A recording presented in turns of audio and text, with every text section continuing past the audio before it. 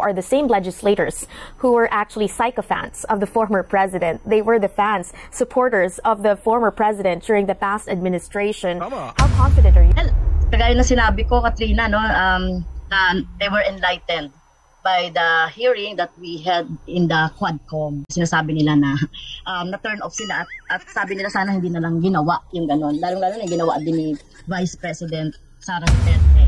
Well, in our complaint, in the impeachment complaint that we endorsed, some of the members of the minority bloc pledged to sign the impeachment complaint.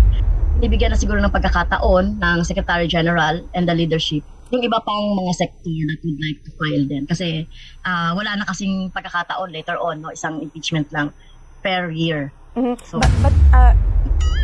come election na, so baka hindi na rin ito mapag-usapan. At ito na nga, yung buti alam mo. Masisingil talaga, no, yung administration ni Marcos, no, yung mga allies ni Marcos, as regard to that, no, yung nasa House of Representatives, kasi pag nag-drag ito at hindi natuloy yung impeachment complaint, sayang yung naging mga effort doon sa mga hearings. Dadagan, Balita News Update. At sa amin, nakapag-harvest na kami, kakatanim lang eh. So, hindi, buti na lang yung timing, hindi yung bago aanin, nakapag-ani na tayo. So, kung yung season na susunod, okay. It's, there's a, hindi. Hindi mo today, hindi, bakong bangag.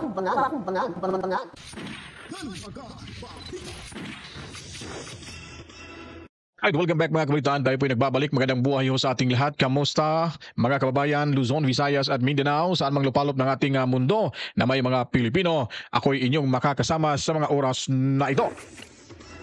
Heto, magbabalik naman ho tayo at sa mga hindi pa po nakapag-subscribe, well, subscribe na ho kayo. Pinutin ang notification bell, like, comment at i-share para ho malaman ito ng karamihan kung ano ang mga latest uploaded video ho ng reaction video natin sa Danagan Balita News Update.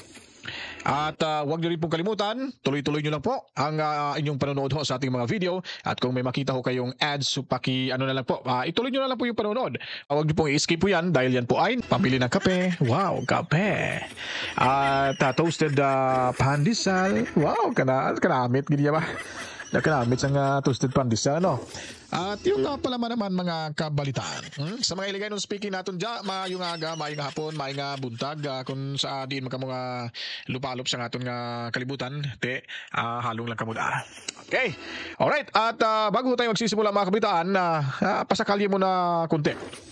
Kung makikita niyo po yan, ito yan si Castro. Kulilat ho sa survey ay nangangambisyon na makakapasok o makakalitaan sa Senado. Sabi niya ay dahil wala ho siyang mahal daw yung advertisement, kaya ang gagawin niya dito, pupunta ho siya sa mga universities, barangay at manligaw daw doon makakalitaan para makakuha ho ng boto. Talaga nag-ambisyon ba itong makakuha ng boto, ano? Sa mga pinanggagawa niya ho dito mga kabitan. So, hindi na nahiya sa sarili. Anyways, bago natin sisimulan ito, panoorin nyo muna po ang itong mga aktibong partisipante ng WADGA Committee, itong mga district representatives na ito, at itong mga orderless representatives mga kabalitaan. Kasama na ho si Castro na last term niya na ho sa Kongreso at siya ngayon ay tumatakbo bilang senador ho ng ating bansa, kung saan ay abot langit yung ambisyon nito. Yung pagiging ambisyosa, parang gano'n na rin si Tamba mga kabalitaan. Pag nag-uusap siguro ito sila ni Tamba, no? Mga ambisyon tayo, wala namang mawawala sa ating mga ambisyon. Malay mo, baka maloko ho natin yung mga butanting Pilipino, mabudol natin, makalusot tayo dyan sa Senado. Eto na po, panoorin yung mga kawitaan.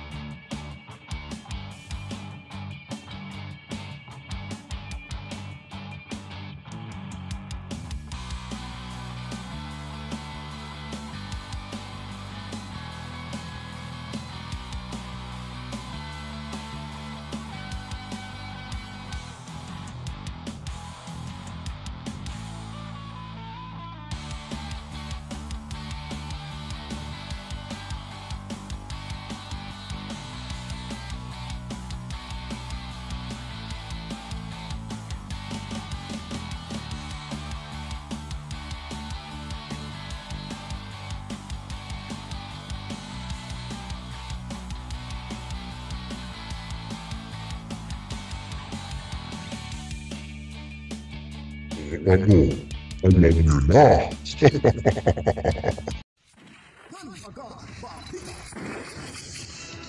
Nagbabalik ko tayo. So, kayo pong bahala sa 2025 midterm elections. Yung mga itsura, for sure siguro, no? Sa mga ilang araw na nating binalik-balik ko yung papanood sa inyo yung mga video yan. Sana, no? Naalala or na-memorize nyo na or parang nakilala nyo na talaga itong mga individual na ito para hindi ko kayo, para hindi kayo makalimot, no? Pagdating ng halalan at isulat nyo po yung kanilang mga pangalan, mga kabalitaan. Itong si Castro, mga kabalitaan, sisiguraduhin natin na hindi ito makakapasok sa Senado, mga kabalitaan. Tuloy na natin at ito may panayam sa kanya ng ANC Digital at pakinggan at panoorin natin ito, mga kabalitaan, kung ano po yung kanyang mga pasiatab na naman dyan, mga kabalitaan. Kung ano naman yung pinagmamayabang niya dyan. So panoorin natin, sabay-sabay natin panoorin at bibigyan natin yan ng reaction at bibigwasan natin. Kahit papaano makatikim ng pagbibigwas natin, mga kabalitaan. Heto na ang isang konbikto sa kasong child abuse at sabi pa daw kidnapper daw yung mga to. Totoo kaya? At balita natin ano to gusto daw rumisbak sa mga Duterte at sa mga rintaggers nila, mga kabalitaan. Mga joke, etc. And in previous congressional hearings, a lot of I'm not sure how to term it, but a lot of leeway was given to the former president in terms of the time limit when he speaks, in terms of demeanor. He was not cited in contempt, even if he tried to punch, seemingly, one resource person in the Senate. Will you appeal to the House Committee on Justice to actually impose stricter measures in place, considering what have transpired in recent congressional hearings involving the former president? Yes, Katrina. So we will appeal for the rules and strict regulations, decorum for the impeachment trial. Especially, Katrina, no, when we saw the trial, the hearing in the Senate, they just give time to former President Duterte, no, mga time talaga na binibigay. So, well, sabihin natin talaga na magkaroon ng strict regulations, guidelines on the impeachment trial. Congresswoman, how would you describe the popularity of the former president at this point? Would you say that he still has enough sway over some lawmakers who may be involved in the hearing? As I can see with the comments of my colleagues here in the House of Representatives, they were turned off naman sa naging especially the war on drugs of the former President Duterte. So marami naman ng mga colleagues natin dito na talagang nakita na nila yung katotohanan, the truth behind doon sa war on drugs. Ano bang katotohanan na pinagsasabi mo? Ang katotohanan ay yung kanyang ginagawang pagtatrabaho sa mga illegalista, mga bilinista sa bansa.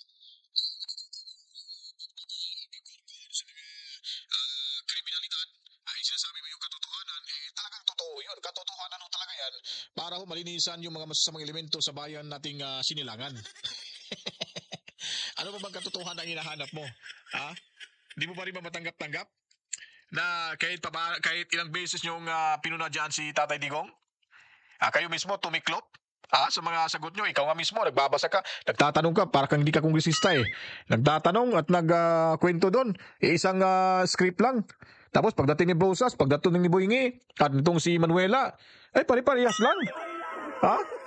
Ano pang sino bang nagdidikta sa inyo? Tingnan nyo tuloy, wala kayong napala kay Tatay Digong, kayo pang napahiya. Kaya tingin natin, Katrina, hindi na siguro sa sway yung karamihan.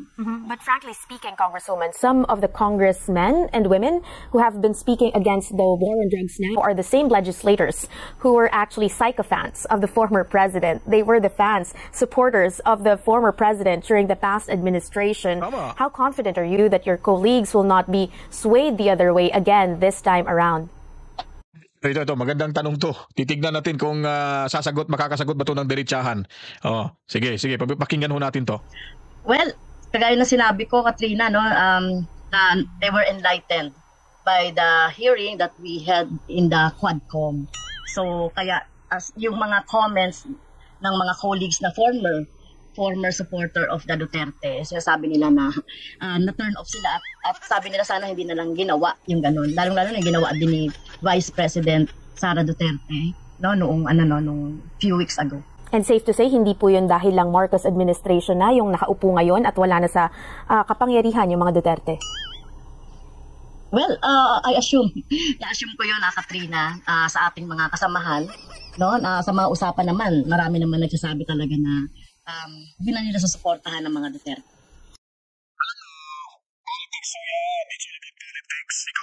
Isa ka rin ututo. Siyempre, yung ako naman yung supporter ni Tatay Digong Duterte, karamihan sa kanila, andyan na ng mga abuso sa kapangyarihan. Kunyari, ako yung isang kongresista, dyan, pinalibutan ako ng mga buhaya, ng mga walang kwenta. Iniisip lang yung sarili, pati yung pera, ibubulsa pa. Saan na ba yung budget ng PhilHealth hanggang ngayon? Hindi pa mapipirmahan ni Bongbong Marcos dahil sa kagagawa nyo dyan. Ako naman ay napapalibutan ako ng mga buhaya dyan sa Kongreso, sa mayabang kapulungan. Siyempre, sasakay ho ako sa inyo. Sasabihin ko, hindi na ako boboto dyan. Paano mo masisiguro na talagang sila ay hindi na boboto so suporta kay Tatay Digong? Na ikaw lang yung nagsabi nun. Okay, sana kung sila yung nagsabi. Pero kahit sasabihin pa nila sa inyo dyan, it's all about politics ho. Sino bang angat na politiko na ilalaglag yung sarili? Talagang angat talaga yung politiko pag ginawa ho niyan. At alam niyo po, yung mga kaalyado ni Tatay Digong sa Kongreso, yan po ay mga matitino at matatalino. Ibig sabihin nun, kaya hindi sila nagpapakita dyan, hindi sila sumusuporta o nagtatanong dahil umiiwas lang huyan sila na baka ipag-initan nyo, lalo na ni Tamba. Di ba? Sila sumasakay lang huyan sa agos ng kumbaga, sabihin na lang ho natin na majority kayo dyan, siyempre, kung saan yung majority doon, ako. Pero yung puso't isip at damdamin ho nila, ay nako. Hindi mo talaga nakuha ko ang tagal mo niyan sa Kongreso. Ganun pa rin yung pag-iisip mo. Inaassume mo na sila ay talagang kumakampi sa inyo dyan. Pagdating sa panahon, manlalaki na naman yung mga mata ninyo. Ay, akala ko sabi mo sa akin na Juan, sa amin ka. Ba't andyan ka na naman? Yun ang takbo ng politika sa ating bansa. Ika nga ni Tatay Digong Duterte, we don't have true friends in politics. Wala tayong mga kaibigan, totoong kaibigan sa politika. Dahil ang politika ay parang isang lang yan isang kalamidad. Minsan may malakas na hangin, may bagyo dyan. Tapos, pag naupos na yung lakas ng bagyo, nawawala ho, nalulusaw. Yan ang nangyari ho sa inyo dyan. Pag sa susunod ng mga panahon, malulusaw ho kayo dyan. Tandaan nyo po yan, si Castro, convicted congresswoman. Yun ang ilagay nyo ho, itatak nyo po yan sa isipan ninyo. Okay, very quickly, Congresswoman, I just want to insert the budget here. The budget is still in limbo. The President is expected to sign it next week. Do you feel that your colleagues in the House of Representatives would have a change of mind should the President veto certain line items that will affect their discretionary funds? Well, there are a lot of problems talaga, problematic talaga, yung 2025 budget coming from the bicameral committee's decision. So, I think the decision of the President would be final. And I know naman that those allies, and the leadership of the House of Representatives would follow kung ano yung magiging decision ni President. Okay, so talagang magulo yung budget ng Pilipinas sa 2025, yung GAA. Dahil nga kayo na mismo, kayo tagagawa dyan sa Kongreso, hindi inayos-ayos. Talagang dami yung mga ginawang kalukuhan, may mga hidden agenda pa kayo, nabuking kayo sa AKAP, at kung ano-ano pa, yung mga tinapyasan, tinanggalan, at hindi na nabigyan ng subsidiya, talagang magkakagulo at malilito talaga yung presidente nyo. Sino bang presidente pipirma na alam niyo naman talagang yung ginagawa nyo ay puro lang pabor sa inyo dyan, pera lang yung hinahabol nyo dyan. Madadamay si BBM yan. Tingnan nyo to, pinapahirapan nyo pa yung presidente. Bakit? Yung presidente, hindi ba nag-iisip yan ngayon? Hindi ba nagsisisi yan na sana, nung una, pinigilan ko na lang sana, hindi sana magkakaganito at wala sana tayong problema sa GAA. Ito pinsan ko, talagang iba talaga yung takbo ng utak nito Hindi nakikinig Paano papakinggan? Napakalawsing nga yung presidente ho natin. Si Tatay Digong yung nagsabi nun. Di ba? Yung yung pakiusap nga ni Inday Sara na lahat mag-drug test na, ayaw din na mag-drug test. Natatakot din naman sila. O, saan pa mapupunta itong usaping ito? Eh, di sa Kabangagan? Ha? Ganun lang ho yan, mga kabalitaan. Tama po ba na it's safe to say, it's fair to say na kahit natanggalin yung mga yung budget for the projects of certain district congressmen and even part of this congressman at that, the supermajority in the House of Representatives for President Ferdinand Marcos would likely remain? Yes, oo. Kasi yun talaga yung naging decision, At hindi na nila mababago yun, kapag nag-decision natin. Kasi that would be the final stage. So, unless meron talagang, unless magsabi si Speaker na talagang tutol siya at susunod yung mga congressmen. Pero pag napirmahan na, ni President Marcos yung budget, well, tingin ko naman, sa mga previous experiences, kahit hindi si Marcos, ay ganon yung yung nangyayari sa Kongreso. Okay. So so we have yet to wait and see on whether or not it will actually be a test of both loyalty and principles for the House of Representatives and the Senate once wala namang mga principle yung mga nasa Huwad Committee ngayon, di ba? Ang inuuna ko kasi nila yung paano sila makakalikom ng budget para sa halalan. Kasi takot sila kasi yung mga tumatakbo ngayon sa Senado ay malakas ngayon kahit yung lumalabas sa survey na sila ay kulilat yung PDP laban, senatorial slate ng PDP laban ay talagang babaliktad yan kasi bago pa po at yung survey na yan, alaman mo natin sino nag-commission yan alam naman natin, bilyon-bilyon yung pera At hindi na nyo na maliling lang yung taong bayan. Kahit gagastos kayo ng bilyon para i-commission yung taon nito, yung survey, yung taong bayan ay takot na takot nang makabalik ko kayo dyan sa inyong kinauupuan. Yun po yun, mga kabalitaan. Pero putulin na ho natin itong portion na to, lipat tayo dito. Dahil nga po ay sabi ni matandang convicted congresswoman na may pang-apat pa di umanong impeachment case na hinihintay para ihain diyan sa Office of the Secretary General diyan sa House of Representatives, mga kabalitaan. So, hindi ho natin alam kung anong sekta ito. Kasi sila, kompleto na dyan sila ni Castro, yung Makabayan Black sinamahan na nga ng mga madring walang kwenta, pati yung mga padring makasalanan. Napakawalang kwenta mga padre yan, saka yung mga madre, baka nag-asawa yan sila. Baka may relasyon yan. Baka lang, nagtatanong lang po wala ko naman sinabi na kayo dyan At ano pa ginawa ng CBCP? Ba't hindi pa ito sinaway? Malamang baka meron din, yun ang hindi natin alam. Yun lang po ang mga in-anticipate lang natin o perception lang. Baka naman, hindi kalabaw.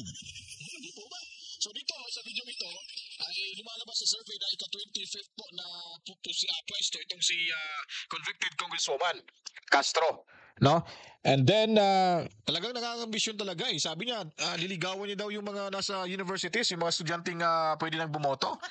Talagang kapal na mukha, Hindi niya manalamin ka kaya Madam Convicted. Kung ikaw ba'y karapat dapat maging senador sa ating lipunan, sa ating bansa. Kung gustista ka pa nga lang, ang dami ng butas Ang hirap, pabor ka lang kasi nga nakalaban ni Sara yung House Speaker. At ginamit lang kayo. Kung in good terms pa sila, nako, papapil ka pa ba ng ganyan? Iipal ka ba ng ganyan? Hindi ka makikita sa television. Lakas ng loob nyo kasi nagamitan kayo dyan sa mayabang kapulugan. So tuloy tayo dito, mga kabalitaan. Let's go back to discussing the 3 impeachment complaints filed against Vice President Sara Duterte. Wala pa pong nire-refer sa Committee on Justice. Am I correct, Congresswoman? Yes, you're true, Katrina. Kasi I think they are still waiting for another impeachment complaint or maybe the Justice Committee is already starting to study the 3, kahit na hindi pa siya nare-refer. So, wait and see tayo until January 13. Baka kasi meron pa daw 4th na inaantay ng Secretary General. Kanino po manggagaling yung 4th na inaantay? Well, hindi namin alam, baka sa ibang sektor naman manggaling. Kasi nakita naman natin, iba-ibang sektor talaga, yung nag-file ng complaint. So, yung latest from the lawyers and church sector. So, well, sa amin, multisectoral na yon. So, hindi namin alam kung ano yung sector na darating. Pero, pag ni-refer na yan by January 13, by the Secretary General to the Speaker. So that's it. So Okay. siguro na lang. Before the holiday break, Congresswoman, there was talk of an impeachment complaint being passed around asking for Congress men and women to sign it for it to actually go straight to plenary instead of hurdling the Committee on Justice. What happened to that effort? Well, in our complaint, in the impeachment complaint that we endorsed, some of the members of the minority bloc pledged to sign the impeachment complaint. But as you can see, Katrina, in the Congress, there are party decision, wait and see lang ang ating mga kasamahan. And of course, kung ano yung magiging decision ng leadership, dun lang sila sa sunod. So we don't know if the third complaint would gather already the third of the members of the House of Representatives. So far, are there any efforts from the Makabayan bloc to actually lobby for other parties to back your impeachment complaint? Yes. Which parties are you talking with? We are doing that. So minority bloc muna, no? There are other majority bloc members, pero yun nga, sabi nila mag-wait and see sila sa party's decision and the leadership decision. And when do you expect the party decision to come out and the leadership decision to come out? Well, we are expecting it the opening of the session by January. Okay, by January. Congresswoman, let's talk about... Ang tanong ho dyan ay kung may oras pa ba? Mas lalong, alam niyo po, ito ay bilang estratehiya na rin sa, on the part sa House of Representatives. Ito, opinion ko to ha. Wala akong reliable source but based on my understanding in this particular situations, regarding ho sa delaying tactics nila na tumagal ho itong impeachment complaint, yung pag-process dito, dahil isa sa dahilan, yung panawagan ni Bongbong Marcos. Pangalawa, nung sumagot na rin at sumang-ayon ang Iglesia ni Cristo, ay talagang bumahag yung mga buntot na mga hinampak mga kabalitaan. Ngayon, nag-aalibay na lang ho sila dyan. Naghihintay ng another complaint para naman ay maisa yung pag-endorso dyan sa Speaker of the House at dyan sa Committee on Justice Kabalitaan. Now, talagang desidido talaga ang INC para sa peace rally ho na no to impeachment. So, ang nangyari na naman ho, ang ginawa ng House ng Huadcom, diyan sa mayabang kapulungan at nitong si Chua, ay di umano sila ay nakagawa na. Kaya tatagalan kasi nakagawa na ho sila ng kanilang batas. At dahil nakita ho nila na medyo tagilid ho ang dalawa na namang impeachment case, umiksi na naman ho itong si Chua na kanilang summary report posible na magagamit ho sa ibang sekta na magsasampa ho ng kaso. So, hinihintay na naman ho nila. So, delaying tactics na naman ho mga kabalitaan. Now, talagang malapit na ho yung bakasyon. Ano na yata sila, nakabakasyon na, di ba? Simulan na yata, babalik sa January 13. Naantala na naman ho yung proseso. Ngayon, sinasabi na naman sa convicted congresswoman na may possible panibagong fourth impeachment complaint against sa ating pangalawang Pangulo na naman kabalitaan. So, delaying tactics na naman ho. Kaya inihintay na naman yung pangapat. So, ang punto ko po dito, paraan na lang ho yan sa WAD Committee sa mayabang kapulungan dahil sa panawagan, dahil sa pakikiusap ng ating presidente at meron na hong mga iilang retired PNP at AFP officials and even the men in uniform na nanghimasok na at nakikiusap na huwag pepermahan itong budget ng 2025 General Appropriations Act mga kabalitaan. So medyo nawindang ho yung House of Representatives. So itong pang-apat na impeachment complaint, maari hong gamitin nilang rason na kaya hindi ho natuloy ang impeachment complaint laban kay Inday Sara Duterte dahil sa may inihintay at naantala na talaga dahil naka-break na ho sila kabalitaan. Does it make sense ba? Yung ating own opinion, observation ho sa ganitong ginagawang kalukuhan ng Huwad Committee sa mayabang kapulungan mga kabalitaan? Para hindi ho sila malata. Kasi kaya ho ang ginawa ho nila pag sinabihan na sila ng presidente na, oy, stop kayo dyan. Huwag niyong gagawin yan. Problema ho lang yan. Kung ura-urada ho na hindi nila itutuloy at yung rason nila na hindi na matutuloy dahil nga may pakiusap ni presidente, ay talagang sunog na sunog ho sila mga kabalitaan.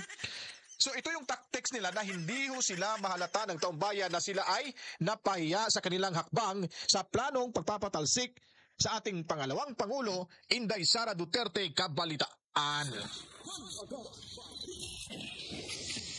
That's my own opinion and observations dahil halata at klaro yung kanilang laro sa loob.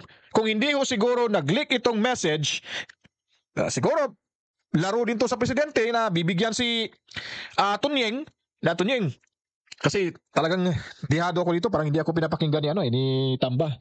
Sige, sisend ko sa iyo, screenshot ko lang, bali, sabihin mo lang na blind item, may nag-send sa iyo, ay i-post mo na yan kasi marami kang supporters, followers, para agad kakalat yung balitang yun. Para at least hindi rin ako maapektuhan dahil nga, intention ko rin na hindi matutuloy yan. Parang hugas kamay si Poncio Pilato ba? Maaring may ganun hong transaksyon mga kabalitaan. Hindi pwedeng hindi maaaring walang ganung eksaktong transaksyon. Kung hindi man eksakto, pero malapit-lapit ho na ganun po yung mga behind behind the Malacanang doors. Diba? Ganun lang po yung mga kapitan eh. Alam niyo naman kami mga Pilipino tayo ay talagang hindi man tayo matatalino, subalit ang bilis lang ho nating makakaintindi sa mga galawan ng mga kumbaga yung ninja moves ng mga representatives at congressmen ho natin diyan sa mayabang kapulungan. So, hindi ho nila magawa-gawang i-abrupt yung desisyon na ihinto dahil nga po sila ay pahiya na sa kanilang mga pinanggagawa. Tingnan niyo yung mga bouncer diyan na nahimik na. Tingnan nyo si Gulayat, hindi natin nakikita. Sa bagay, nakabakasyon naman. So, pahinga sila, family time muna kasi, papahingayin mo din muna natin yan sila kasi nakakaawa din. Siyempre, tao din yan sila, may pamilya. At spend time to your family back home. Kasi kami din, ganun din kami eh. Pero ang bottom line ho dyan, sunog na sila at hindi na sila makakilos dahil ito ay pinigilan na ni President Bongbong Marcos. At kunwari lang na naghihintay sa ika-4 na impeachment complaint para sabihin na hindi natuloy dahil natagalan sa pang-4 na impeachment complaint, kaya naubusan ng oras dahil mangangampanya pa sila at kung ano-ano pa mga kabalitaan. Ito, gamitin yung utak. Hindi yung gagamitin mo yung utak para ho sa pansariling interes. Kami, ginagamit namin yung utak para malaman namin yung katotohanan. Kaya, yung analisar ho namin sa pinanggagawa nyo, tumpak ko ito mga kabalitaan. About the ongoing, again, impeachment proceedings in the House of Representatives, do you feel that proceedings are being dragged on? Because if the leadership wanted this, it could have happened even before. It could have started even before the holiday break. And do you feel that this timeline of starting the proceedings next year is still quite doable, considering that you will begin campaigning in February? In terms of time limitations, I think naman we have enough time. We know naman here in the House of Representatives, pag sinabi ng leadership, isang araw lang yan, wala pang oras yan, boboto na lahat, kapag talagang sinabi ng leadership. So, well, of course, alam din naman natin yung mga independent mind ng ating mga kasamahan dito. So, yun ang ina-expect natin, Katrina. So, di naman siguro din na drug. Binibigyan na siguro ng pagkakataon ng Secretary General and the leadership yung iba pang mga sector that would like to file din. Kasi wala na kasing pagkakataon later on, isang impeachment lang per year. Mm-hmm. So, but Congresswoman Castro, would it be wise to actually wait for the 2025 midterm elections to pass or to have this impeachment complaint, kumbaga nasa kalagitnaan siya ng before elections and post-elections? Because we all know na pagdating ng election, there might be or there will be a new composition of the House of Representatives who... Grabe, natumpak. Ang ganda ng pagkakatanong ni Catherine, no? Believe ako ni Catherine, talagang diretso eh. At sino? Oo nga naman, hihintayin mo pa ba? Sa susunod na taon na may magpa-file ng impeachment complaint na alam nyo man magkakampangampanya na kayo. Then tapos, pagkatapos ng eleksyon, iba na naman yung uupo dyan.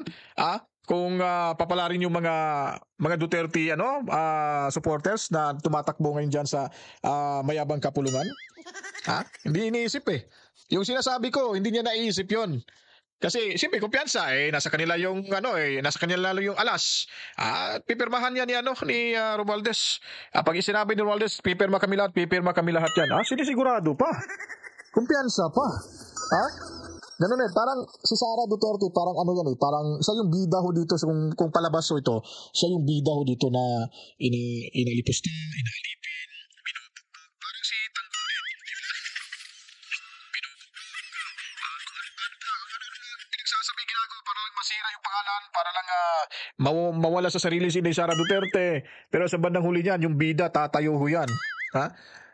Parang palabas nito, walang nagugurgor na bida sa bandang huli ng isang palabas. Minsan lang ho yan nangyari.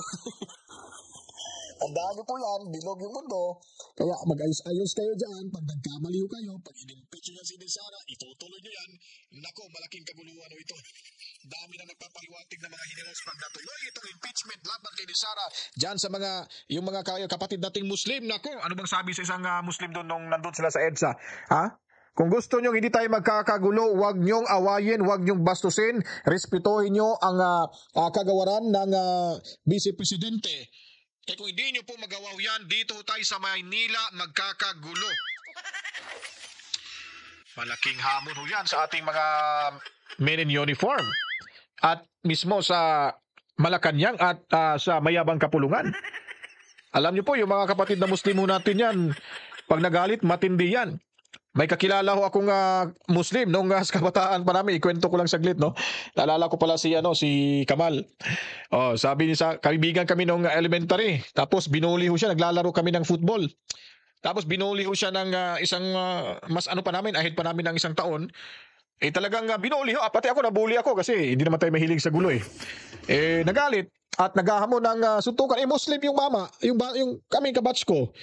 Sabi pa sa akin, bro, sabayan mo ako. Pupuntahin na po, pinapapunta ako doon sa kwarto niya. Sabi pa naman, ano kwarto? Doon sa classroom nila. Bakit? Ano gagawin natin doon? Backupan mo lang ako kasi for sure may mga backup din yun. Ano bang gagawin natin? Hinahamon ako magsuntukan eh. Sige, pakita natin kung sino mas malakas sa amin. Pagdating namin doon sa loob, Muslim yun ha. Wala lang sabi-sabi. Sabi niya, bro, backup ko lang ha. Ano ka lang, palingon-lingon ko lang. Tingnan mo, baka may kakampi daw, may lalaban. Kumbaga, kukuyugin daw siya. Doon walang sabi-sabi. Banatan talaga, basagan talaga ng bungo. Ganun ho yung Muslim pag nagalit. Ngayon, ano bang sabi ho nila? Yung mga Moro, huwag niyong alipustahin yung aming Vice Presidente dahil kadugo ho namin ho yan. Walang ginawang masama. Si Inday Sara, nagtatrabaho lang yan. Kung gusto niyo ng problema, baka dito na tayo sa Maynila magkakagulo niyan, mga kabalitan. Nako po! Huwag niyong hintayin yan. Talagang kakain yan. Ha? Yung buhaya dyan sa Malacanang, kumakain niya ng pera. Ito mga Moro, tao yung kakainin nito. Kayo pa yung mismo kakainin. Talagang lalapain kayo dyan. Which may or may not be more in favor of the Vice President. Your thoughts on that?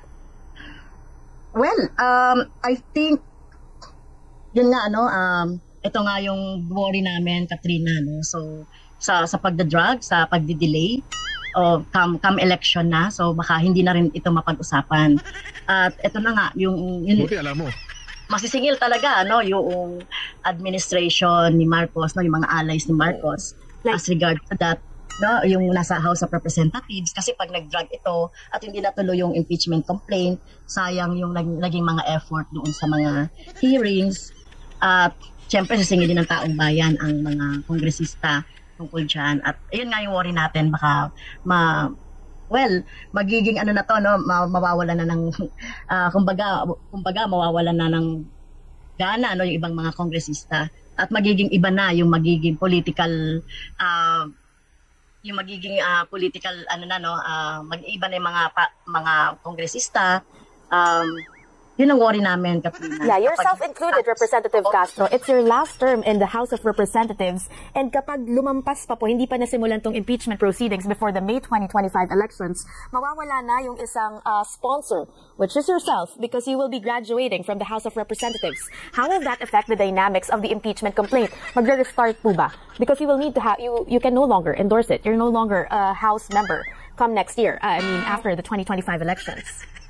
Meron kasi kami tinitignan na theory dahil 'di ba yung Senate 12 senators will come anew, 'di ba? So parang continuous pa rin kasi yung Senate.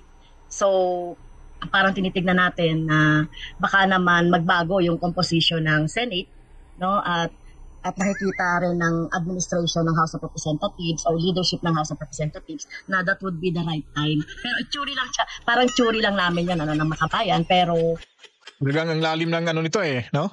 Umaasa pa talaga. Pag nawawala ng hope to, hopeless na kumbaga. At ano pa, umaasa pa na yung sa theory daw, sa theory niya, umaasa sa theory niya. Hindi ka umaasa sa tiyan mo. Doon ka umaasa sa theory mo, ha? Tingnan lang natin to. Kung magbilang anghel ka, congratulations, salamat. Kasi nagbilang anghel ka. Pero kung kami yung magbilang anghel, araw-arawin nung kitang babatiin dito. Kakamustahin kita. Sana nasa mabuting kalagayan, sana hindi ka sana walang magiging resultang yung kaso mo sa Korte Suprema. Napunta na sa Korte Suprema yung kaso no? Nag-apila kasi ito kaya hindi siya nakukulong. So mga hindi nakakaintindi kaya hindi mo ito nakulong kahit convicted na ito dahil umapila sila sa Supreme Court. Tinintay na yung magiging desisyon nito. Hindi ko pa alam kung kailan. Malamang siguro doon siguro yung justice siguro ay kakampiho sa mga kanyang nabiktima mga kabalitaan. Pero kung magagawa na ngayon, dapat magawa na talaga. Pero tama po ba if after if the impeachment proceedings do not begin before the 2025 midterm elections, these impeachment complaints will have to be refiled if they were endorsed by House members like yourself who are no longer part of the next Congress? Wala na endorsement. Well, hindi na pwedeng mag-refile. Kasi 1 year, merong 1 year na ban. Okay. So, tama ka dyan, Castro. Lang siya. And will you still be allowed, I don't understand how you will still be allowed to endorse it if you're no longer a member of that body. Some members of the Makabayan, Di ba mapabaliwala po yung second impeachment pero complaint? hindi na within the year. So after 2025 pa, baka 2026 pa. And that's inching closer to the 2028 elections. That's something the House needs to think about. But speaking of your graduation from the House of Representatives next year, your colleague, Franz Castro, placed 25th in the SWS survey in terms of senatorial preference. Yung colleague niya daw si Franz Castro. Si Franz Castro yung kausap ko. Nagulat ako, sabi ko, may ibang Franz Castro pa ba? Ma'am Kat, baka nawala ka sa script mo dyan yung sa draft mo. Kukurik ko lang ba? Siguro maalala niyo ito mamaya. Pero baka hindi, ako na lang magkukurik ko nito. Ma'am Kat, si Franz Castro yun sa teachers party list yun yung kausap niyo. Wala na po ibang Franz Castro. Nag-iisa na pong convicted Congresswoman Franz Castro dyan sa Bayabang Kapulungan. Ma'am Kat, sige, tuloy tayo.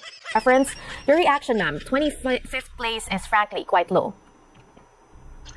Well, that is, mas mataas na yan dun sa previous na SWS survey, Katrina, no? Kaya medyo, positive naman sa atin yan, bagamat low pa rin yan sa out of 12 na senatorial preference. So, sana tumaas pa yan. Kumbaga, dapat pa tayo magtrabaho, no? More work to do so that yung awareness ng tao sa atin po, sa akin, ay maging tumaas pa. I mistakenly referred to Franz Castro as your colleague because you're Franz Castro. In my mind, I was thinking of Representative Arlene Brosas. Anyway. Pagkamukha ba sila ni Arlene Brosas?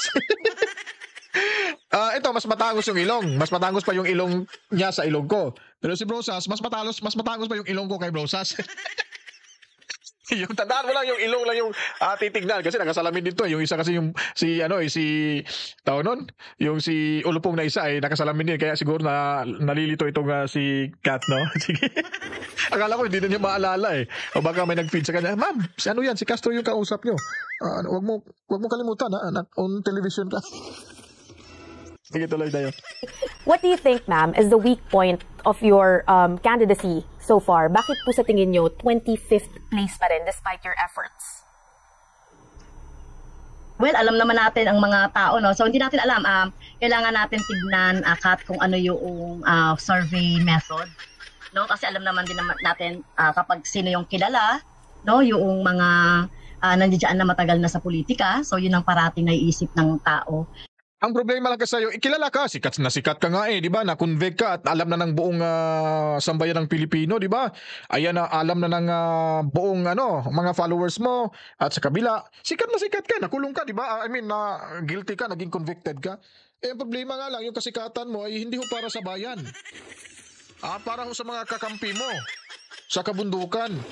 Doon yung kasikatan mo. Hindi yung taong bayan against naman sa grupo nyo Kaya kahit gaano ka pa kasikat, kung ganyan ka magdala sa sarili mo, kung ganyan yung bababuyan yung mga resource person nyo, at hindi paggalang, pagbabastos, ay talagang kahit gaano pa kayo kasikat, hindi kayo mananalo. Hindi namin kailangan sa Senado na mga bastos, kaanib ng armadong kusog sa kabundukan, at isa pa, walang kwentang magiging senadoro. Dahil puro lang away ang hinahanap nito, gulo, kaguluhan lang. Hindi para sa bayan. Di po ba? Kaya, kahit sikat ka ngayon, hindi ka talaga ibuboto ng taong bayan. Kaya kailangan natin talaga mabago, no, yung mindset ng mga tao na dapat ay iba naman, taong bayan naman, at galing talaga sa sa grassroots ang dapat nilang piliin. Kaya sabi ko nga, kailangan namin ng kailangan namin ng double time so that makilala kami ng tao.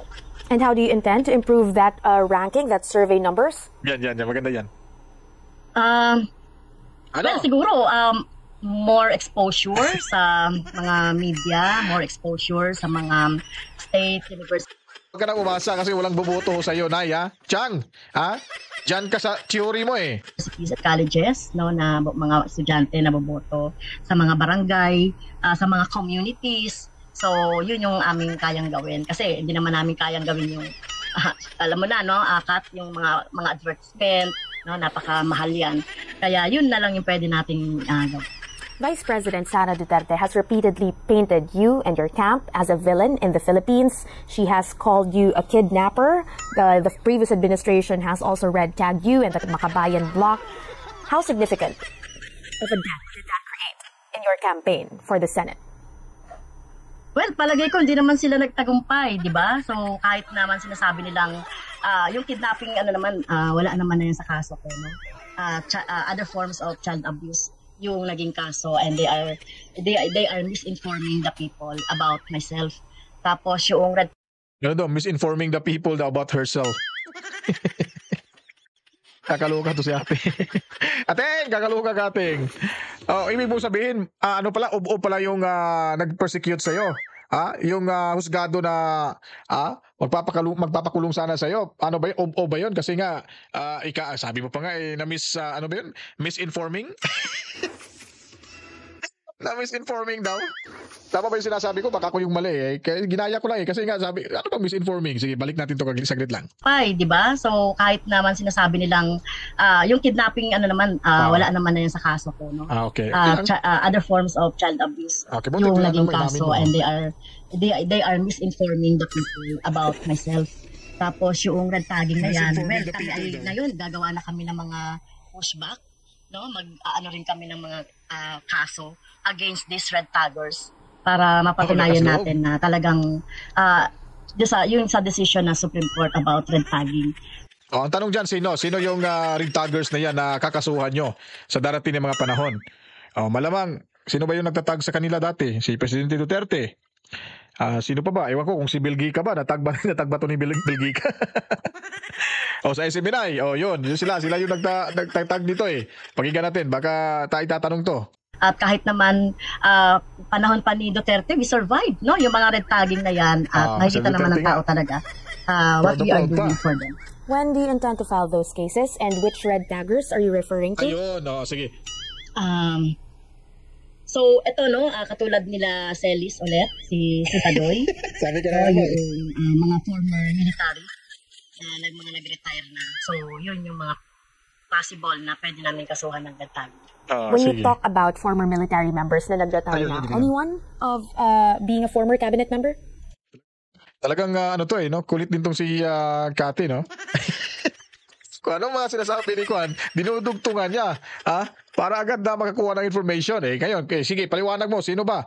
Paliwanag mo, sino yung retired na PNP or AFP officials na nag-red tag sa'yo? Sige nga, tuloy natin to. So, pinag-aaralan pa, pero nakita ko na red tag din sa akin, no? Si Pablado. Okay, so siya na po yung highest so far. Hindi ko kilala yun. Okay. So far, just to wrap this interview, Representative Castro, ano po yung mga dapat nyong gawin in the near future to make sure that these impeachment complaints against Vice President Sara Duterte will not go to waste? So first, we have convinced of our colleagues about the importance of the impeachment complaint, about the importance of accountability and transparency, and against graft and corruption. And then sa ngayon kasi Kat, we are ongoing yung aming mga educational forum. Ito talagang sablay ho sila dito eh. Kung yung inahabol na yung accountability, kailangan naguto si De Sara, yung corruption at kung ano-ano pa, hindi yung matatamaan din dyan si Sara Duterte. Alam nyo kung bakit? Eh, saan ba nagmula ho yung sinasabing accountability? Saan ba nagmumula yung corruption? Di ho ba mula ho yan sa confidential funds, mula sa Office of the Vice President at sa Department of Education? Na in which ay sinagot ito ni Inday Sara Duterte at nabigyan ho sila ng notice of disallowance. Subalit, sila po ay nakapag-comply sa mga kaukulang documents at naisagot at nakumpleto na po yun. Kaso nga lang, pinapakialaman ho ng HUAD Committee, pinangunahan na ongoing pa po yung investigation para sa notice of disallowance. So, sinabi ho, ang notice of disallowance, ibabalik ko po, hindi po ibig sabihin na ninakaw ho yung pera o nawala yung pera. Kumbaga, humihingi lang ho sila ng pagpapaliwanag at mga dokumento, kaukulang dokumento, para ho maitugma yung kanilang pag-audito sa pera kung saan nagasta sa proyekto ho ng Office of the Vice President at sa DepEd mula ho sa mga confidential funds na yan kabalitaan.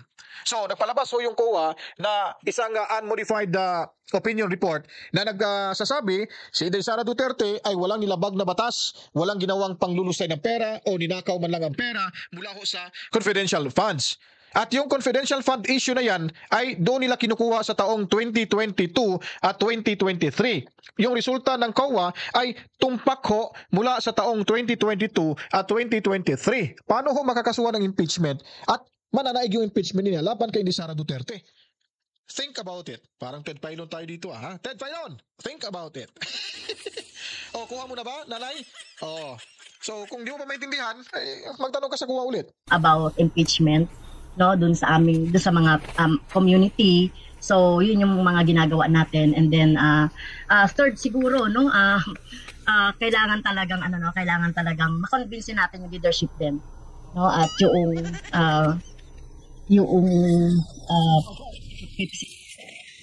Alright, so dito na ho tayo nagtatapos at medyo walang kalaman-laman ho yung naging pahayag.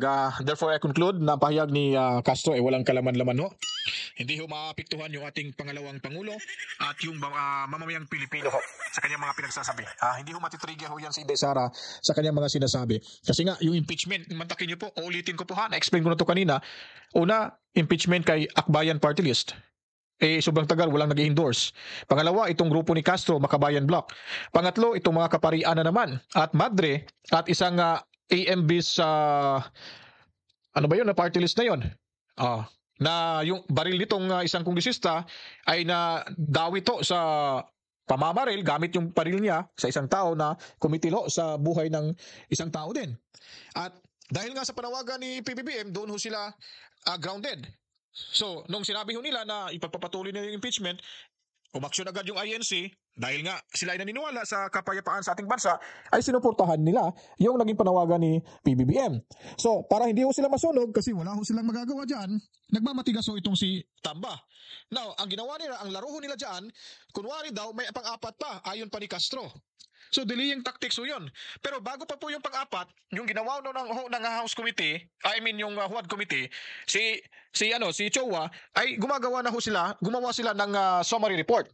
Yun pa lang yung summary report, para mas lalong matatagalan yung pag-i-endorso ng impeachment, kasi nga, talagang hindi talaga nito matutuloy dahil nga sa panawagan ng mga kilalang ng INC at saka ni President Bongbong Marcos. So pinagamit ho nila yung summary report doon naman sa mga madre at saka sa mga pare at may ilan pang yung sanabi kong kongresista. Ngayon, para naman talaga na hindi talaga makakalusot at hindi ma-endorso to papunta ho sa opisina ng ating House Speaker, itong pang-apat ay kanila naman nung hinihintay para magsampa ng kaso at idadalhin isasampa doon sa Office of the Secretary General dyan sa House of Representatives. So, tumagal lalo. Ngayon, bakasyon na sila. So, kunwari ay hindi ho matutuloy itong impeachment complaint, ay pwede ho nilang gamitin rason yung apat na iyon. At itong panghuli. pwede lang gamitin. Ay, hindi na natuloy kasi tagal nyo nag-file eh. Kawawa tuloy. Hindi, wala nang silbi yung impeachment natin. So, para lang may rason sila na hindi matuloy itong impeachment complaint. Di po ba? Pero kung talagang makapal yung kanilang pagmumukha dyan, may pang-apat na, itutuloy nila yan mga kabalitaan. Ilan pa bang may balita natin? May lumagda ng 4 na mga kongresista, 10 kongresista. 1/3 yung votes na makukuha. Dapat 106 mga kabalitaan. 10 pa lang. Ngayon magbabakasyon na, babalik January 13. Then pag February, magsasimula yung campaign period. So wala na. Ay rason na sila, hindi na sila mapapahiya sa taong bayan mga kabalitaan. Dahil hindi matutuloy sa rason na yung pang-apat ay sobrang tagal na isinampa dyan sa Office of the Secretary General. Kaya naantala na naman. In other words, 4 yung delaying tactics na ginawa nila para hindi sila mapahiya sa taong bayan, na para hindi matuloy itong impeachment complaint na kanilang sinangayunan, yung panawagan ng PBBM, pasikreto, at itong anunsyo ng INC na sumusuporta ng mga kabalitaan sa panawagan ng PBBM na hindi ituloy ang impeachment laban kay Sara at mag-arali ito sa Enero 13 sa impeachment or no to impeachment mga kabalitaan. Ayun po, klarong-klaro na mga kabalitaan at hanggang dito na lang tayo muna at magbabalik tayo sa ilang mga oras para sa panibagong impeachment naman. Nabanggit ko tuloy yung impeachment. Magbabalik tayo sa ibang pang mga paksa na ating gagawin maya-maya labang mga kabalitaan. Kaya kung nagustuhan nyo po ang ating reaction video ngayon, ikalat nyo na ito, like, comment, at pindutin ang notification bell. Mag-subscribe na rin para tayong lahat lagi updated sa mga kaganapan sa ating lipunan. At pakiusap ko na naman po, huwag yung i-skip nyo po ang ating video dahil yan po ay nakakatulong sa inyong lingkod. Para sa pagpapatuloy ng paggawa ng komprehensibo, totoo, at tapat na pagpapaliwanag sa mga impormasyon na minsan ay hindi natin mapapanood sa social media at gayon din sa mainstream media mga kabalitaan.